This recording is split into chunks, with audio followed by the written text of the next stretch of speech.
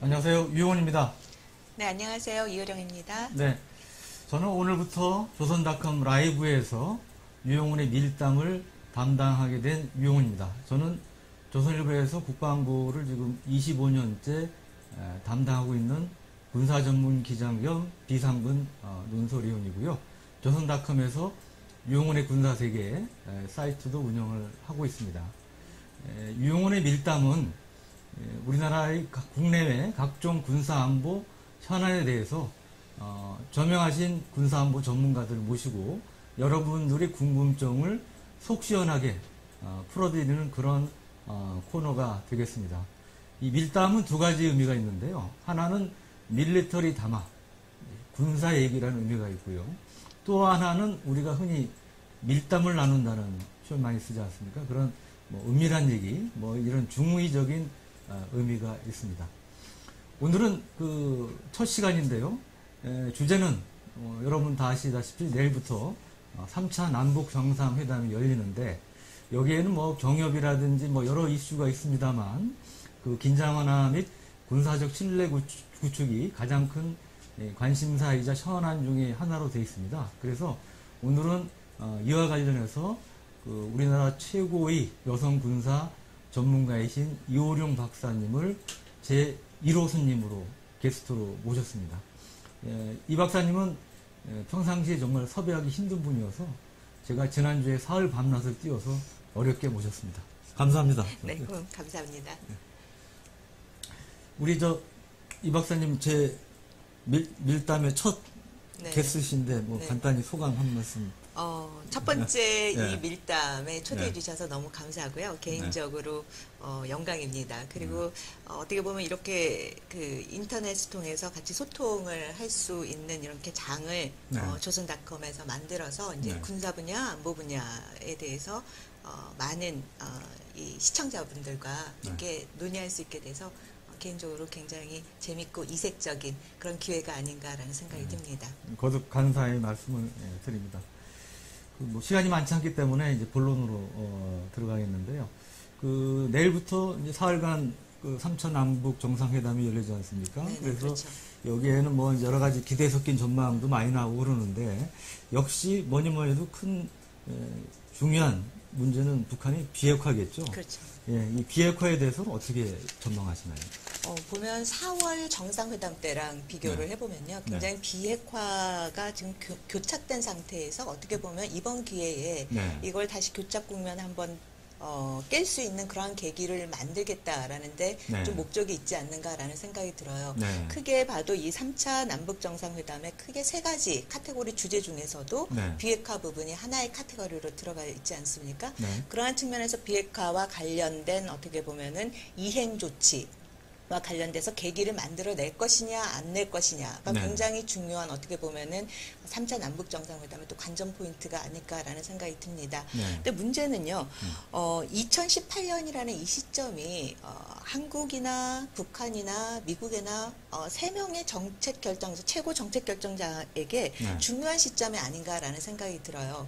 보면 이제 비핵화와 관련해서 2017년 대비 2018년은 굉장히 북한의 입장이 바뀌면서 김정은이 전략적 결단을 내렸다라고 이야기하지 않습니까? 그러한 측면에서 이제 전략적 결단을 내리고 나서 비핵화와 관련된 그 기대가 2018년에 굉장히 높아졌죠. 그러면서 이러한 문제를 풀기 위해서는 이제 소위 말하는 탑다운의 방식으로 이 문제를 풀어나가겠다 해서 남북 정상회담이 4월에 있었고 그리고 또 6월에 또 북미 정상회담이 있었지만 실질적으로 기대했던 거는 합의문에 뭔가 이행 조치를 담길 거라고 예상을 했지만 담기지 않았고 또 그 이어서 고위급 회담으로 통해서 뭔가가 있을 것 같지만 또 폼페이오 국무장관이 방북을 했지만 또 손에 잡히는 없었죠. 결과가 없었다라는 거죠. 그러한 측면에서 이번이 또 어떻게 보면은 마지막 기회가 아닌가라는 생각이 듭니다. 그러한 측면에서 트럼프 대통령이 11월에 그 중간 선거 앞에 뭔가 성과가 필요하고요. 우리 역시 어떻게 보면은 지금 정부 하에서도 이 남북 문제가 어떻게 보면 굉장히 중요한 국면에 와 있는데 이 부분에서 비핵화 문제를 잘 풀지 못한다면 경협 문제라든지 또 우리가 또 남북 군사적인 신뢰 구축이라든지 이런 부분이 비핵화와 다 연계가 되어 있기 때문에 사실상 이 2018년의 비핵화 문제를 얼마만큼 잘 이행을 시키느냐의 여부에 따라서 19, 20년이 보다 잘 진행이 될 수 있는 거고 아니면은 거기에 대한 오히려 탑다운으로 인해서 실망감이 더 커지는 거죠. 아, 봐라, 탑다운으로 해도 그렇게 큰 성과가 없지 않느냐. 그러면 이제 소위 말하는 뭐를 보여주기 위한 그런 회담이었느냐라는 그런 의문들이 재차, 3차 발현되는 거라고 볼 수가 있겠죠. 그러한 측면에서 또 김정은 입장에서 본다면은 2018년이 또 70차 지난번 구구절에서 있을 때만 별로 보여줄 성과가 없지 않았습니까? 그런 측면에서 굉장히 내부적인 그런 행사로 끝났는데 그렇기 때문에 뭔가 가시적인 조치가 북한이나 한국이나 미국이나 다 필요한 그러한 국면이었고 그러한 측면에서 비핵화와 관련된 어떻게 보면 실질적인 이행이 반드시 이번 정상회담에서는 좀 가시화되는 그런 조치가 나와야 되지 않을까라는 생각이 듭니다. 네, 말씀하시다시피 그런 면에서 이번 3차 남북 정상회담은 1차 남북 정상회담 1, 2차 대비해서 굉장히 부담감이 큰 회담이 될 수도 있는 거고요. 그리고 뭐 말씀하셨다시피 어떠한 그 남북한 그다음에 미국의 정치 지도자들 입장에서는 뭔가 이번에 성과를 내지 않으면 트럼프 입장에서도 11월까지 성과를 내지 않으면 굉장히 어려운 상황에 처할 수밖에 없는 그러한 처지이기 때문에 또 이제 바꿔 얘기하면 그래서 이제 서로 간에 어정쩡한 타협이 있을 수도 있지 않느냐 그런 우려도 좀 나오는 것 같습니다. 그렇죠. 근데 어정쩡한 타협이 나오는 거에 대해서 제가 보기에는 그동안의 많은 국민들 또 전 세계적으로도 각 국가들도 북한에 대한 학습이 이제 많이 되어 있었던 거죠. 실질적으로 북한이 비핵화에 대한 약속을 이야기는 했지만 그럼 도대체 실질적으로 나온 게 뭐냐에 대한 부분에 대해서는 이때까지 나온 게 없기 때문에 거기에 대해서 또 똑같이 이번에도 비핵화에 대한 약속을 그냥 재차, 3차 그것만 반복을 한다면 거기에 대한 실망감은 과거보다 훨씬 더 높아지리라고 봅니다. 마침 지금 김울림께서 이번에 비핵화 시간표가 과연 나오겠습니까? 이런 이제 질문을 하셨어요. 그러니까 말씀하신 이 비핵화 시간표, 그다음에 리스트, 또 얘기한 핵 리스트가 이번에 이제 남북 정상회담 간에 좀 더 구체적인 논의와 합의가 있을 수 있느냐.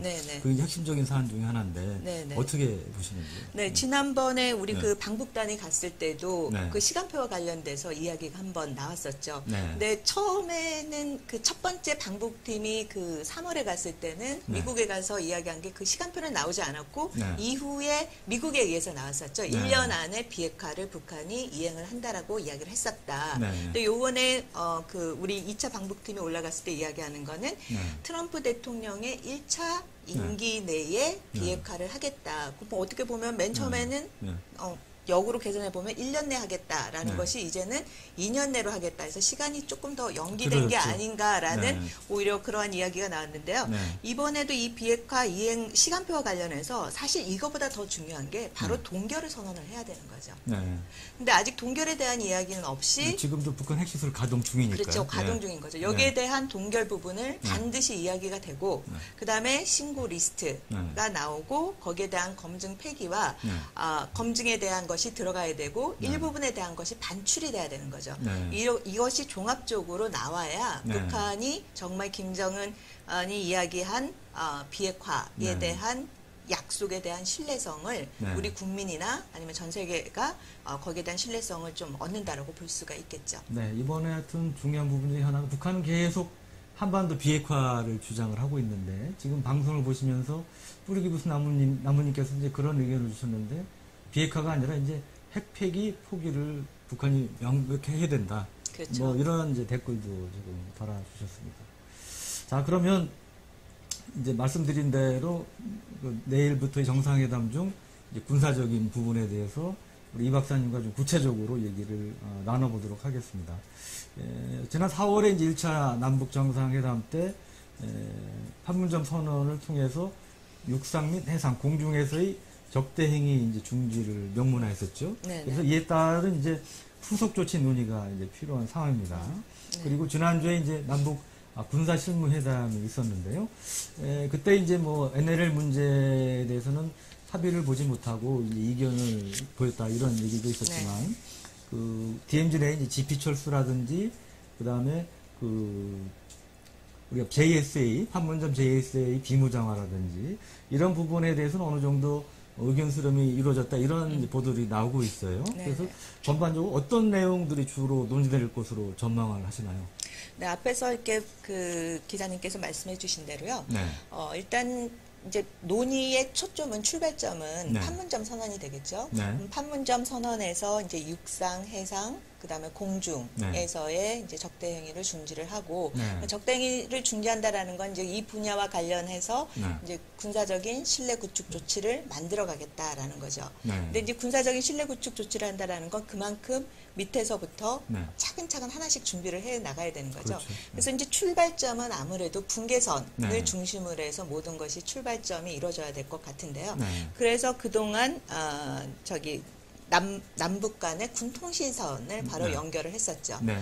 통신선이 연결되고 나서는 DMZ 부분에서는 가장 이제 중요한 것 중에 하나가 정말 DMZ라는 것을 정말 비무장지대를 만들자. 네. 그럼 비무장지대의 비무장지대화를 네. 위해서 해야 될 조치가 뭐냐 네. 하면 이제 그 안에서의 네. 부분 일단 GP부터 네.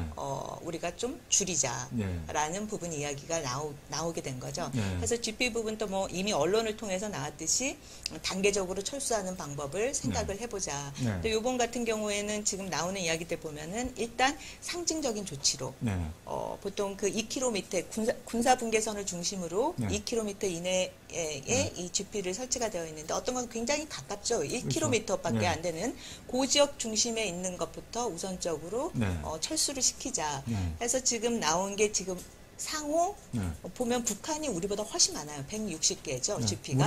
우리는 60개밖에 네. 안 되는데 일단 숫자적으로 10개씩을 네.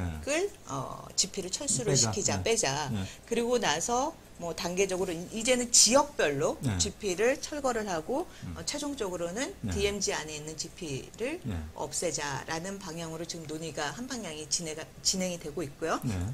두 번째는 공동경비구역, 네. JSA 공동경비구역이 사실상 그 미르나무 도끼 사건이 네. 있기 전에는 네. 그야말로 진짜 공동경비를 했었죠. 그렇죠. 네. 분계선이 없이. 그러니까 지난번 4월 달에 남북 정상회담 시작할 네네. 때 그때 이제 김정은이 우리 문 대통령 손을 그렇죠. 끌어잡아서 네. 군사분계선을 넘어갔잖아요. 네네. 그게 이제 얇은 이제 콘크리트 턱이죠. 그렇죠. 근데 옛날 그 도끼만행 사건 이전에는 그게 없었죠. 없었죠. 자유롭게 이제 네네. 왔다 갔다 했는데 네네. 그 이후에 그게 이제 남북 간의 경계에서 그렇죠. 생긴 거죠. 네, 네. 바로 이제 그 부분을 네. 없애는 조치를 취하자. 네. 그래서 거기에 있는 뭐 헌병들이 갖고 있던 권총이라든지 이런 네. 것들도 이제 없애고 네. 그쪽은 뭐 남북이 나뉘어서 서로 지켜보는 것이 아니라 네. 같이 가나라는 그런 구역을 만들자. 네. 이제 이게 두 번째 논의가 진행이 되고 있는 거라고 볼 수가 있고요. 네. 그다음에 세 번째가 이제 공동 유해 발굴 네. 부분이 있는 거죠. 그럼 네. DMZ 안에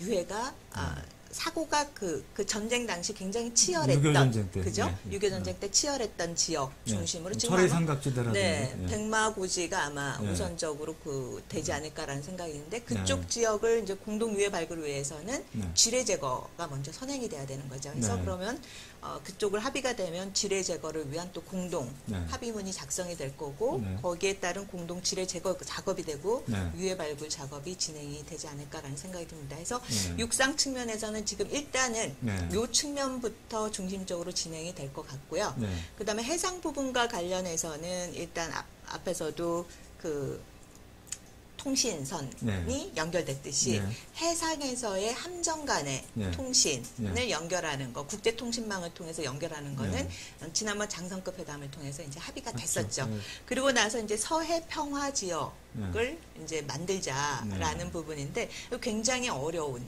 네. 부분이 있는 거죠. 네, 그거는 이제 좀 이따 자세히 네, 네. 좀 나누기로 하고요. 우선